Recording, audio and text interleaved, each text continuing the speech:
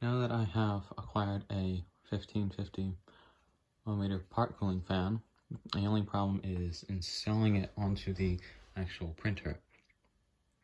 Originally I thought I was going to be able to mount it somewhere on the side, maybe, oh come on, in the front like this, and just stick a longer screw through here, but that would have been a 35mm long M3 screw, and my hardware store did not have any, and so I'm forced to improvise. So instead of replacing this screw that's also functioning to clamp the hot end onto the x-axis, I'm going to instead redesign this outer part of the clamp. So it's going to have this same design, but it's going to have a plate that comes out kind of like this. And these are the two corners that are going to line up with the holes on here, so I can mount it just like this. And then I'll stick 20mm screws through here and here, and then bolt it down. The other problem I'm having is that this hot end setup, when it was clamped into place, the only way I was able to have the cooling fan was out in front. So if you can imagine this is mounted, it was out in front, and the reason I couldn't rotate it to put it on the side is because this clamp isn't far out enough this way. So I'm also going to have to reprint the, I guess the second part of the clamp. It's the parts that's holding the bearings in the back, and also the G2 or GT2 belt. So I'm going to have to, I've already redesigned the part that holds the bearings. I only need to print it, and also print the second part of the clamp in PTG. In order to attach this new fan, like I said in the clip before this, I had to redesign some geometry. And this is the result. I was successful at the very first time at the, I guess, second or third version of this.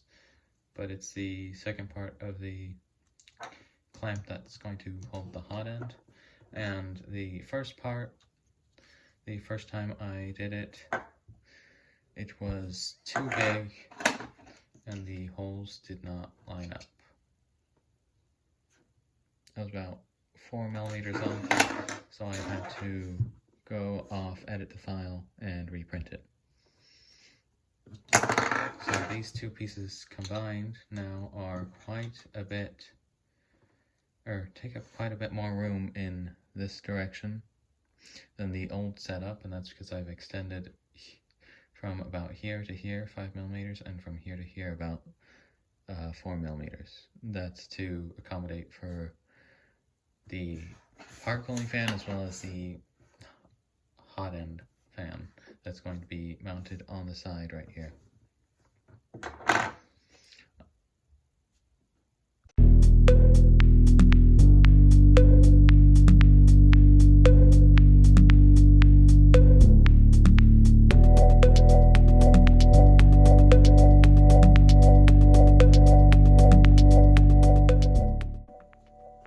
So here is just a quick comparison of the new and the old hot end clamp setup. So as I said before, the new one is significantly longer. I don't know if you can see that in the shadow. If I hold these two parts up together, you can see that the white one does stick out a few millimeters farther. As I said before, that's just to accommodate the fan. And it's the obvious what's changed on this part. So, back to assembling.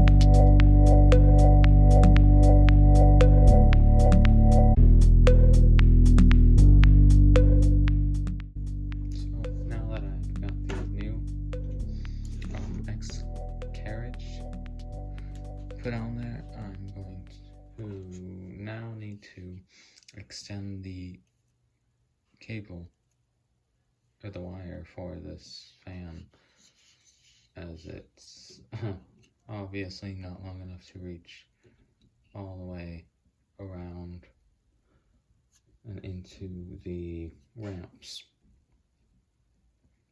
So I'm going to have to do that after attaching or placing the printer back onto its stand and attaching the hot end again.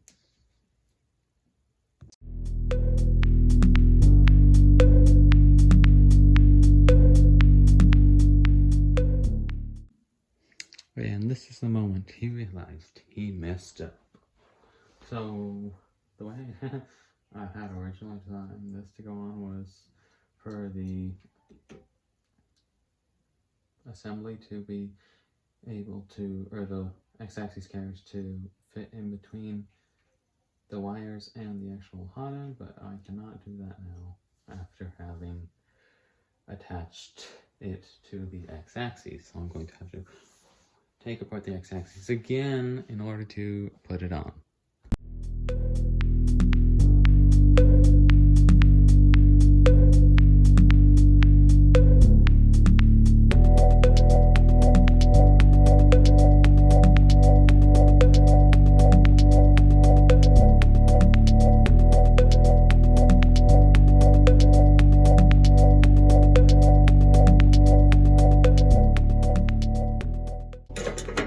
I just realized that when this goes to home on the x-axis, it doesn't trip. There's nothing for it to trip on because there's no longer a wall there. No. I'm gonna have to jerry-rig something, I guess. Or just glue a piece of cardboard to this, this side. Come on, move out of the way.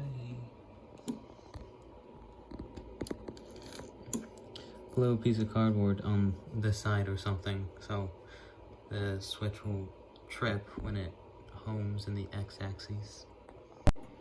So that's kind of what it's going to look like, or eventually end up looking like, once I've extended these two wires to merge with all these other wires. And I also need to print a duct to connect the output of this fan to where the nozzle is. I wonder how I'm going to model that though, as that's going to be a freeform or something similar. I suppose I could use either a snap-on fit, or I could somehow anchor it to these other 2 points where the fan is already screwed in, but I'll need to figure out a way to get this rectangle and to curve around to so the airflow points at this nozzle.